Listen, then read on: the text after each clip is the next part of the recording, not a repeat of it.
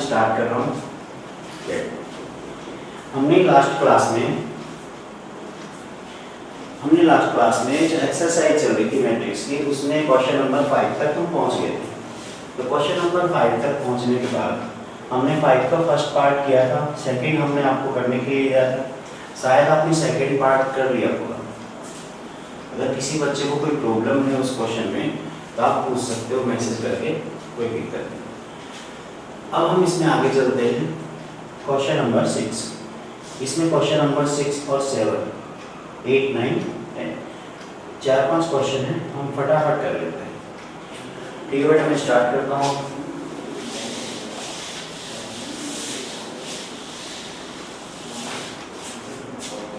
Question number जो 6 से दिया हुआ है, 6 में हमें बोला है find the value of x, y and z from the following equations. कुछ इक्वेशन है मैट्रिक्स फॉर्म में, हमें उन इक्वेशंस को फॉलो करके हमें वैल्यू फाइंड करनी है। और वैल्यू फाइंड करनी है जो अननोन टर्म है x, y and z। Given क्या है क्वेश्चन नंबर 6 में? क्वेश्चन नंबर 6 का फर्स्ट पार्ट है, इसमें हमें एक मैट्रिक्स गिवन है 4 x 3 5 एंड नेक्स्ट है हमारे पास में y z 1 एंड 5। अब देखो बेटा, यहाँ जो दिया हुआ है इसमें हमें पहले से ही बोला गया है कि दो मैट्रिक्स हैं और दोनों मैट्रिक्स आपस में इक्वल है। तो अगर ये दोनों मैट्रिक्स इक्वल है, हमें इसमें वैल्यू फाइंड करनी है किसकी? x, y और z।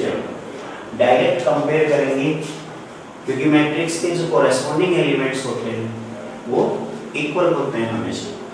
तो इसके जो कॉरेस्पॉन्डिंग एलिमेंट हैं, 4 का हो गया आपके पास y, x का हो गया 1 और जो 3 है इसका हो जाएगा z। तो इस तरह से हमें x, y, z की वैल्यू यहाँ फाइंड करेंगे। x की वैल्यू है आपके पास 1, y की वैल्यू है आपके पास 4 and z is equals to 3। Okay बेटा, move to next question. Question number 2,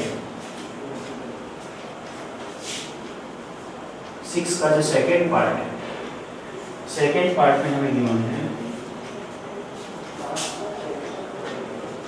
x plus y 5 plus z 2 in xy equals to, second matrix में गिवन है 6 2 5 8।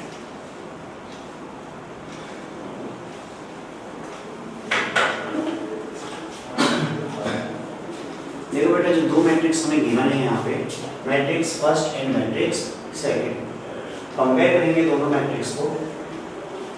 मैट्रिक्स फर्स्ट को मैट्रिक्स सेकेंड से हम कंपेयर करते हैं, कंपेयर करने में उनके कॉरेस्पॉन्डिंग एलिमेंट इक्वल होंगे क्योंकि हमें दिया है कि दोनों मैट्रिक्स आपस में इक्वल है। इक्वल है तो हमारे पास जब फर्स्ट एलिमेंट को इक्वल करेंगे, ये आ गया आपके पास x plus y is equals to 6। Second element 2 के इक्वल है, कंपेयर करने से कोई फर्क नहीं पड़ेगा, ना ही हमें कुछ इसमें फाइंड होगा। थर्ड एलिमेंट है 5 प्लस z इक्वल्स टू 5। अब यहाँ एक छोटी सी चीज है कि ये जो एलिमेंट है और ये एलिमेंट है, ये आपस में इक्वल है। तो आप इसमें कंफ्यूज मत होना कि सर यहाँ 5 लिखा है, यहाँ 5 प्लस z लिखा है। हम कंपेयर करेंगे, z कुछ ना कुछ हमें मिलेगा। तो यहाँ से अगर हम 5 प्लस z को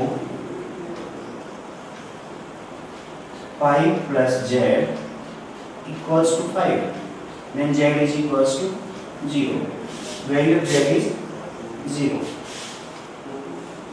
ये आपके पास z की वैल्यू ऑलरेडी आ चुकी है। अब बच गया आपके पास x और y। तो यहाँ आपके पास xy is equals to 8 given है। अब हमें क्या करना है इसमें? हमें xy is equals to 6 and xy is equals to 8, इन दोनों को सोल्व करना है। सोल्व करेंगे तो कैसे होगा? एक तो आपके पास लॉन्ग मेथड है, ये क्वेश्चन ध्यान से समझो, और एक आपके पास शॉर्ट मेथड। लॉन्ग मेथड तो ये है कि आप प्रॉपर तरीके से हर चीज को एज ए फॉर्मूला पुट करते जाओ और फाइंड करते जाओ।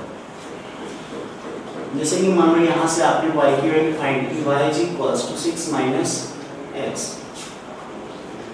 This is equation number first and equation number second.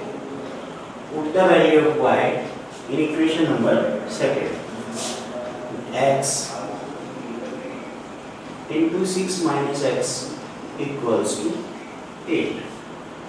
Open करेंगे कैलकुलेशन जो होगी इसमें 6x minus x square equals to 8 minus x square plus 6x minus 8 is equals to 0। Minus से वापस मल्टीप्लाई करना चाहो तो कर सकते हो।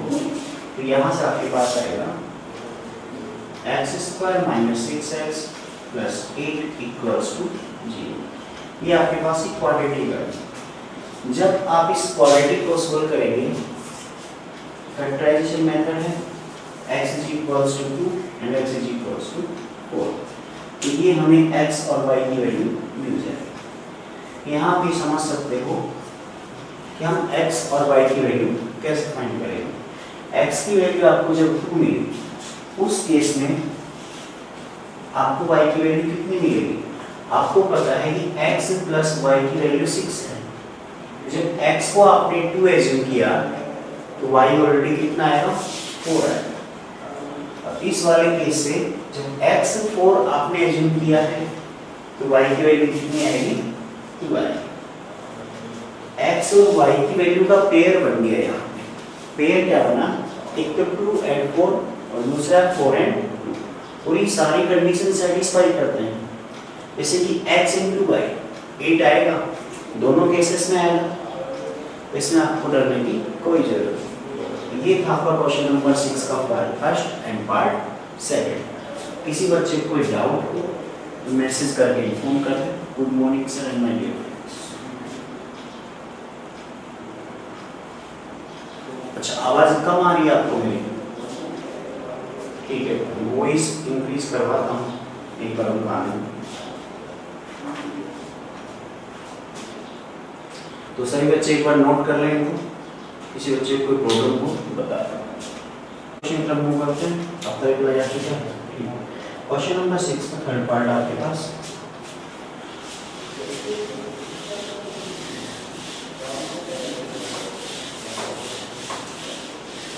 क्या बुक सभी बच्चों ने अरेंज कर ली है?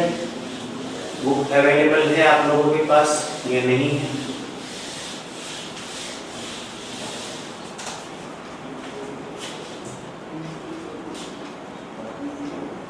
थोड़ा बहुत खर्चा किया कि नहीं किया? बुक वगैरह खरीदी कि नहीं?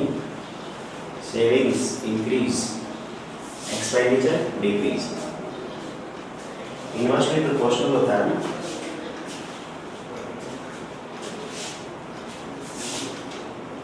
Third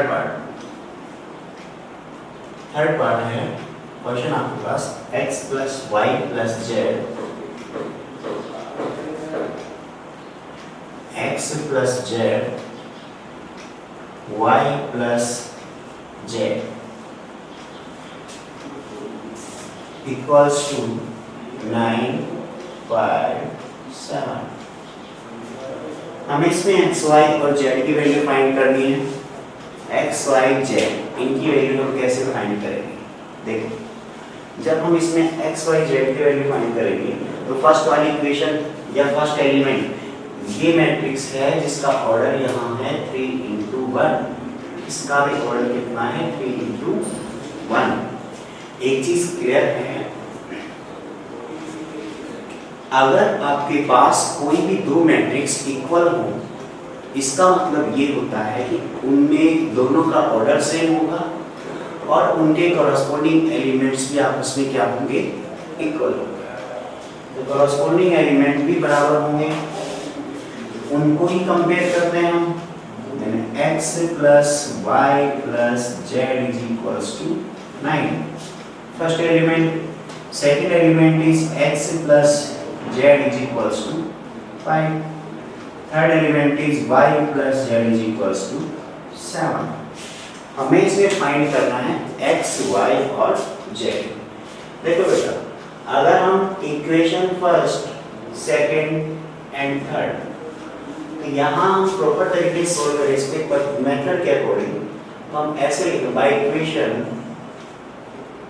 first and second. आप फर्स्ट में से सेकेंड को माइनस करेंगे, तो माइनस करोगे तो आपको क्या मिलेगा, यहाँ से मिल गया x, चलो कैंसिल जो होता है या पूरा करता हूँ ये question, 9 and x plus z is equals to 5। Subtract करोगे x वाला पार्ट कैंसिल होगा, z कैंसिल होगा, then y is equals to 4। y की वैल्यू 4 है, y की वैल्यू को इक्वेशन नंबर थर्ड में पुट करेंगे, y की वैल्यू को इक्वेशन थर्ड में पुट करेंगे, then z is equals to 3। y and z दोनों वैल्यू को आप पुट करें इक्वेशन फर्स्ट में, या फिर आप z की वैल्यू को इक्वेशन 2 में पुट करें, इसको आप यहाँ भी पुट कर सकते हैं, तो आपको जो x मिलेगा वो आ गया 2। ठीक है बेटा, इसको नोट करो एक बार जल्दी से, इसका तीनों पार्ट समझ लिए हैं। अब हम करते हैं क्वेश्चन नंबर 7। क्वेश्चन नंबर 7 का एक ही पार्ट है, देखते हैं।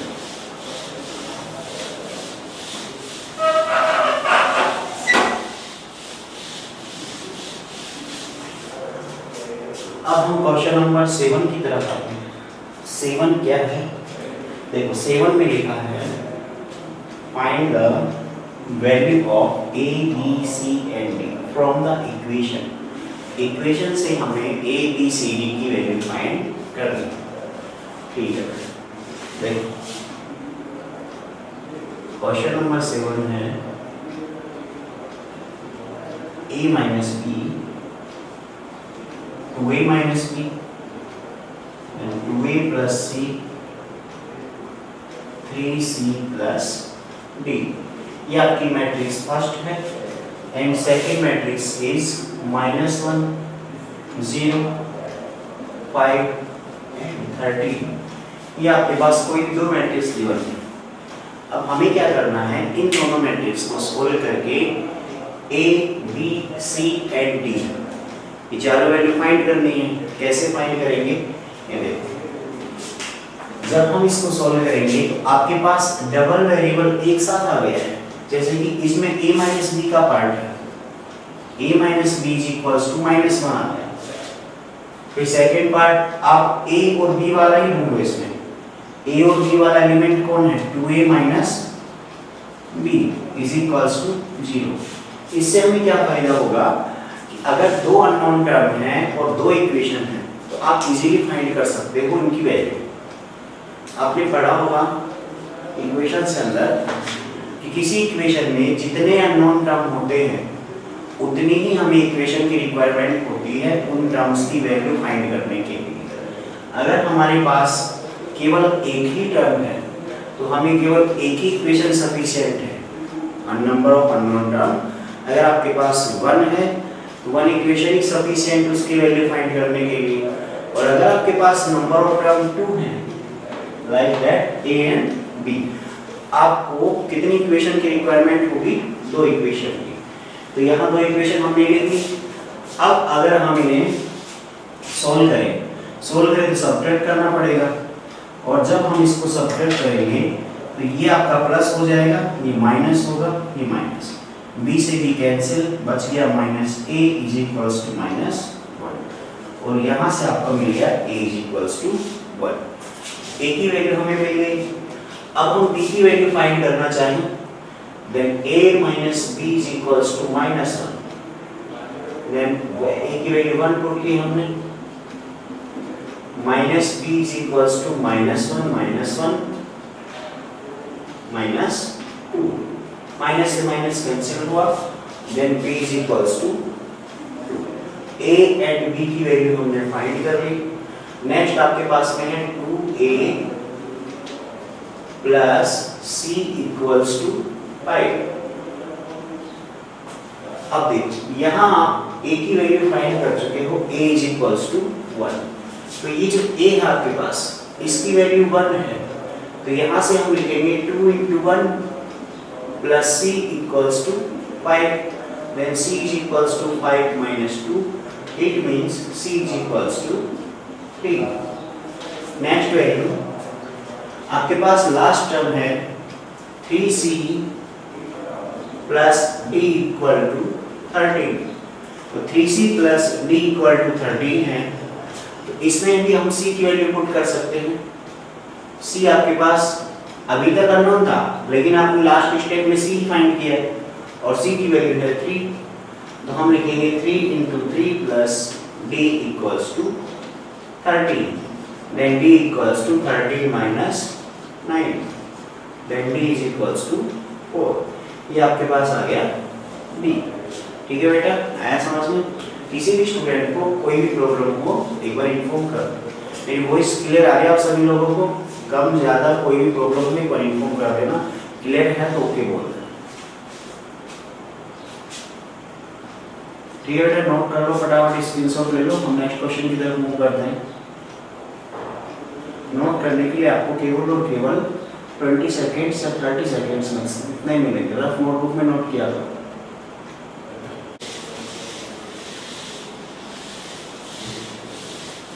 जिन बच्चों के पास बुक नहीं है वो क्वेश्चन राइट मेरे साथ ही कर लें. क्वेश्चन को साथ में लिखें ताकि टाइम आपका बचे, समझने में आसानी हो. क्वेश्चन नंबर 8 है आपका a is equals to aij m multiply n is a square matrix.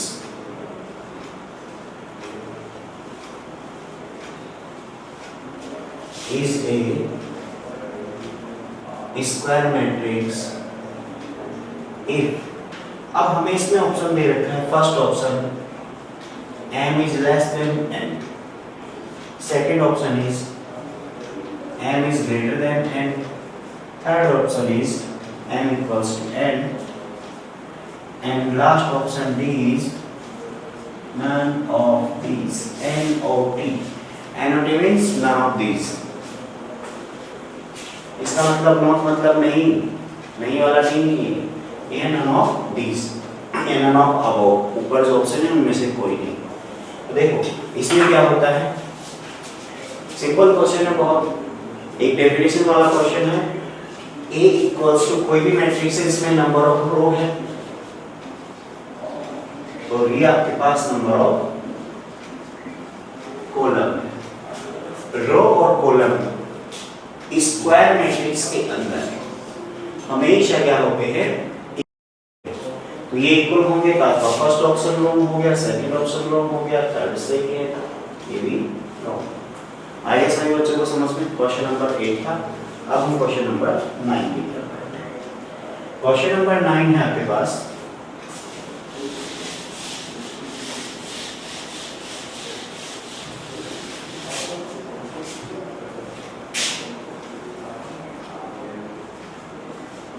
Question number 9 is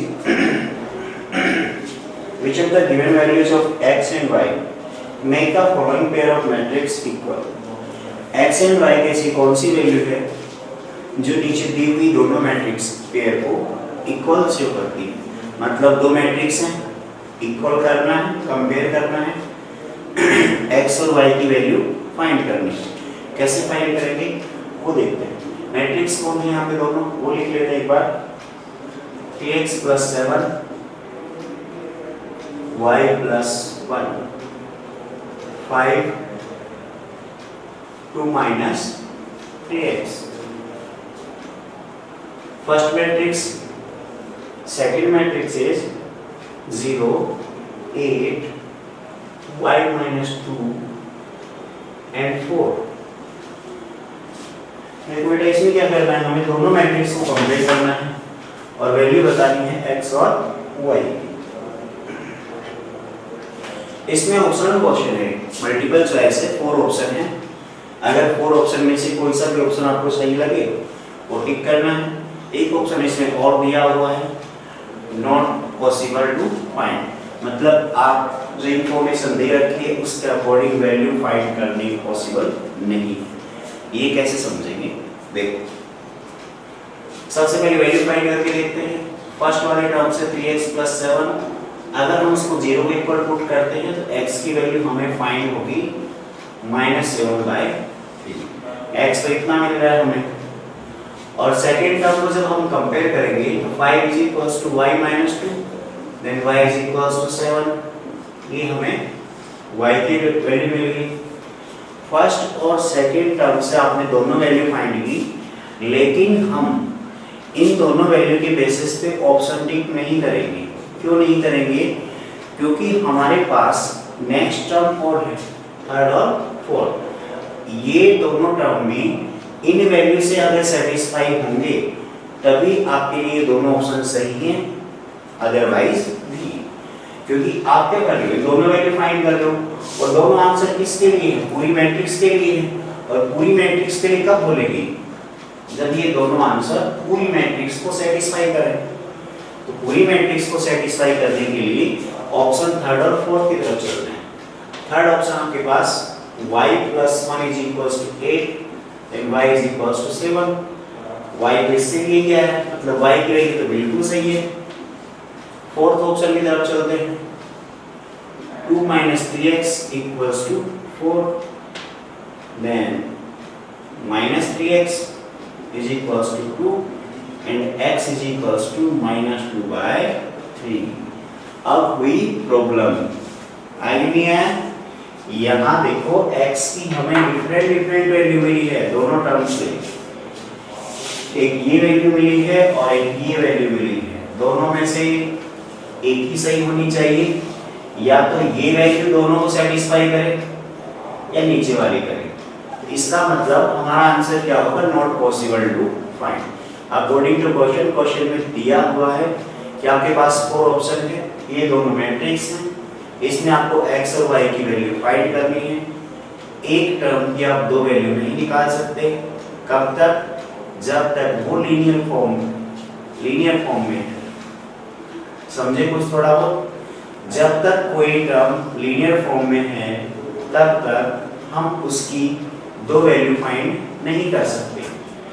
2 value find करने के लिए वो टर्म क्वाड्रेटिक फॉर्म में होना चाहिए। अगर वो टर्म क्वाड्रेटिक फॉर्म में है तब हम आसानी से बोल सकते हैं 2 वैल्यू आएंगी डिफरेंट। अभी तो हर जगह एक लीनियर इक्वेशन ही बन रही है, तो लीनियर के अंदर आपके पास केवल सिंगल टर्म होना चाहिए। ठीक है बेटा, नोट कर लो, ऑप्शनल क्वेश्चन है। नेक्स्ट क्वेश्चन नंबर 10 की तरफ बढ़ते हैं हम। इस एक्सरसाइज का लास्ट क्वेश्चन है। देखो, आपको नोट करना हो, जल्दी नोट कर लो, स्क्रीनशॉट लेना, स्क्रीनशॉट ले लो।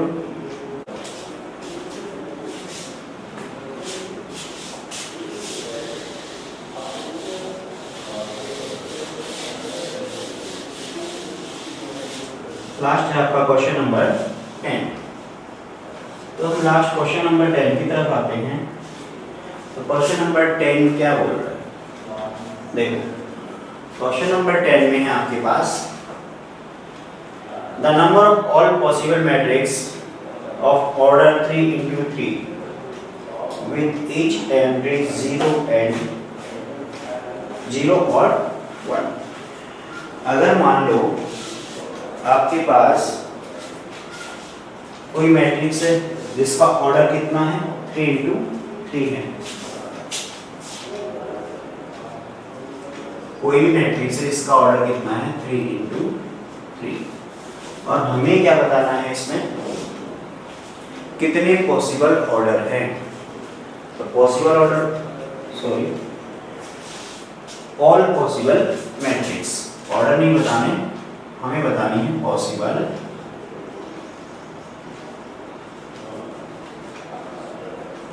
मैट्रिक्स। कंडीशन क्या है साथ में? कि उसके एलिमेंट 0 या 1। देखो ध्यान से ही, क्वेश्चन समझ में आया? नहीं आया हो मैं वापस रीड कर देता हूँ।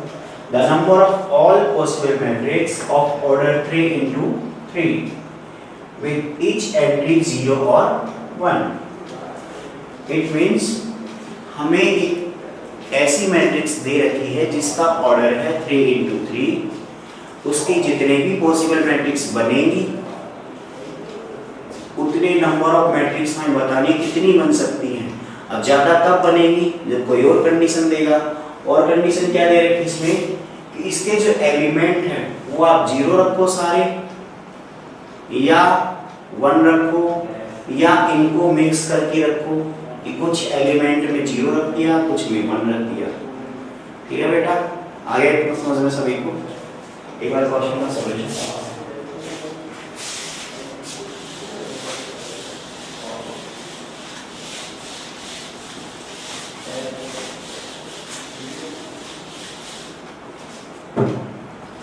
देखो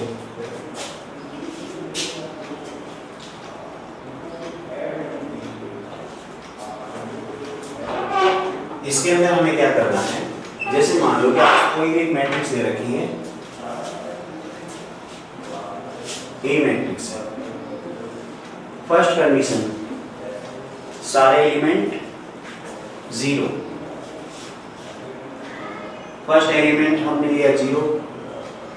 एक टाइप से आपके पास ये मैट्रिक्स हो गई 0 मैट्रिक्स। फर्स्ट मैट्रिक्स क्या है आपके पास 0 मैट्रिक्स। इतना सभी बच्चों को कंफर्म है। इसके बाद हम इसमें देखते हैं कंडीशन दे रखी है कि आप इसमें 0 या 1 केवल 2 ही एलिमेंट ले सकते हैं, इसके अलावा कोई एलिमेंट नहीं लेंगे। तो देखो अब मैं ये एलिमेंट चेंज कर रहा हूँ। चेंज करेंगे तो जैसे मान लो कि 0 तो है ऑलरेडी, अब हम यहाँ 1 शिफ्ट करते हैं। 1 शिफ्ट करेंगे तो केवल हमने एक ही एलिमेंट को चेंज किया, बाकी सब जो है एज इट इज रखा हमने। 0 0 1 0 0 0 0 0 0। कुछ डिफरेंट टाइप की मैट्रिक्स बनी। ऑर्डर हमने उसका क्या रखा 3 into 3। ध्यान दो, फर्स्ट मैट्रिक्स में आपने सारे एलिमेंट क्या रखे 0। सेकंड मैट्रिक्स में हम क्या करेंगे, एक एलिमेंट रखा हमने 1, तो 1 एलिमेंट रखा। अब ध्यान दो, आप इसमें ये मत करना कि नेक्स्ट में हम क्या करेंगे 2 एलिमेंट 1, फिर 3 1 4।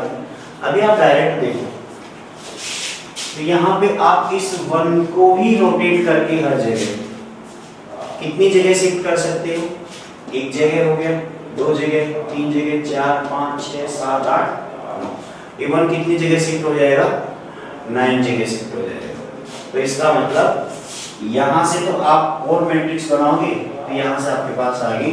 जैसे मान लो कि 1 यहाँ शिफ्ट होगा, फिर यहाँ होगा, फिर यहाँ होगा, फिर यहाँ होगा, फिर यहाँ। एक बार इसकी ऑर्डर लिख लो, फिर हम इसके नेक्स्ट टाइप बता देता है। ठीक है, जल्दी नोट करो। आज की क्लास केवल इतनी ही आज के लिए थे।